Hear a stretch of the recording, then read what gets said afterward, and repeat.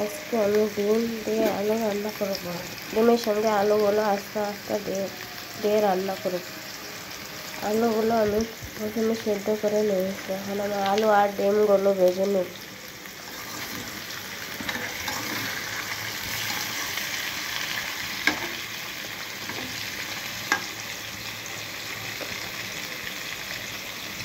আলু আর ডিমগুলো ভাজা হয়ে গেলে ওগুলো আলাদা পাত্রে উঠিয়ে নেব।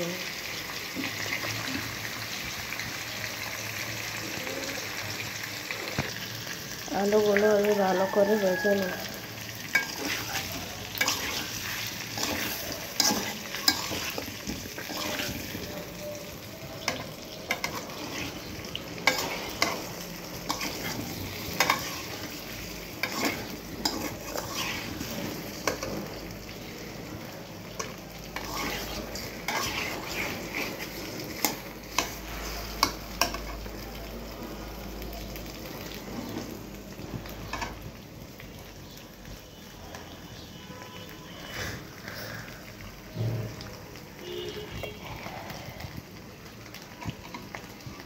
আলুগুলো আবারও নেড়ে চেড়ে কিছুক্ষণ ভেজে নামিয়ে নেব।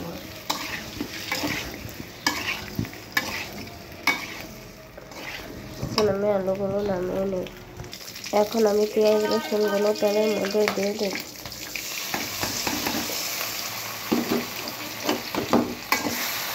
কিছু বাটা মশলা দিয়ে দিলাম তার সঙ্গে।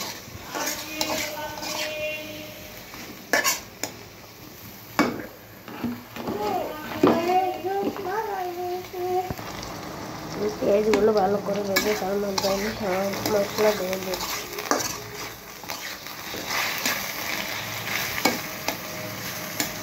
এভাবে ডিমের সাথে আস্তে আলু রান্না করলে খুবই মজা হয়।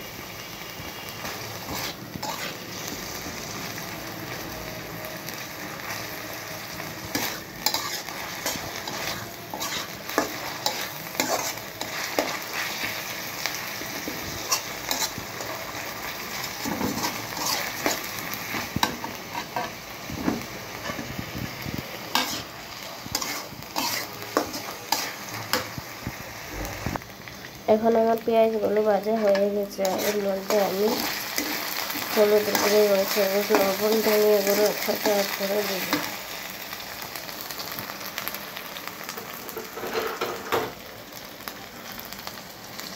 এর মধ্যে আমি সব সঙ্গে দিয়ে দিলাম।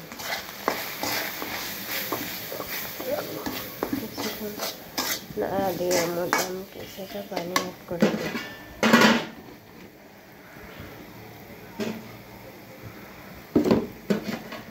আমি ভালোভাবে নেড়ে চেড়ে কিছুটা পরিমাণ পানি করে দেবো মশলাগুলো কষানোর জন্য। এখন আমি মশলাগুলো নেড়ে চেড়ে মধ্যে ঢাকনা দিয়ে দেব। দেখে কিছুক্ষণ কষিয়ে নেব। এখন আমি এখানে কিছুটা কাঁচামরিচ দিয়ে নেব।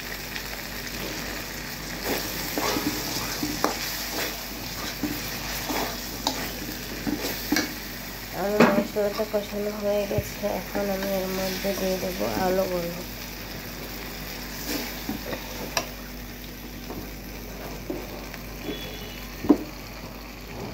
আমি এর মধ্যে ভেজে রাখা আলুটা দিয়ে দেবো।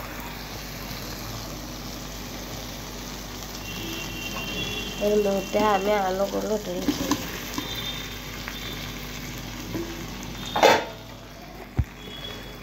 আলুগুলো এর মধ্যে কিছুক্ষণ মশলার সাথে কষে তার মধ্যে আমি ডিম দেবো।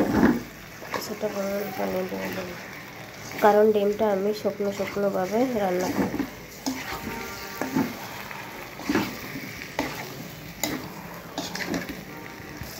আলুগুলো কষানো হয়ে গেলে এর মধ্যে আমি ডিমগুলো দিয়ে জলের পানি দিয়ে দেব। এভাবে ডিম রান্না করলে খুবই মজা হয়। এখন আলুগুলো কষানো হয়ে গেছে, এর মধ্যে আমি ডিমগুলো দিয়ে দেব।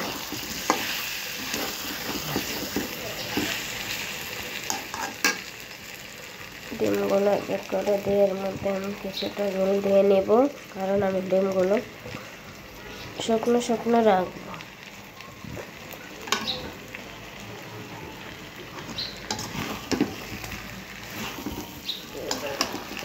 আমার ডিমগুলো পুরো ভেঙে গেছে।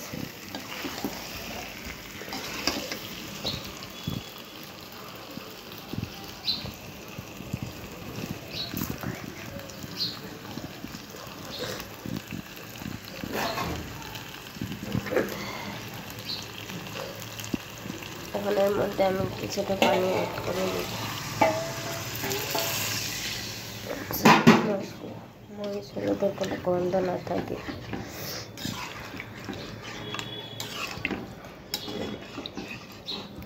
আমি এগুলো একবারে শুকনো শুকনো করে নামিয়ে নেব।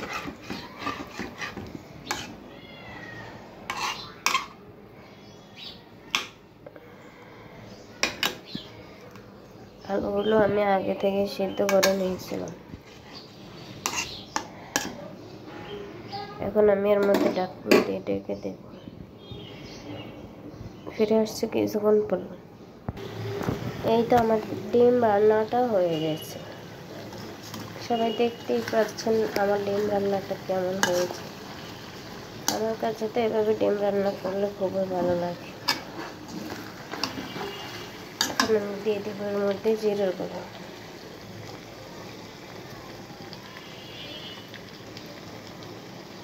এর মধ্যে আমি কিছুটা জিরের গুঁড়ো, ভাজা জিরের গুঁড়ো দিয়ে দিলাম।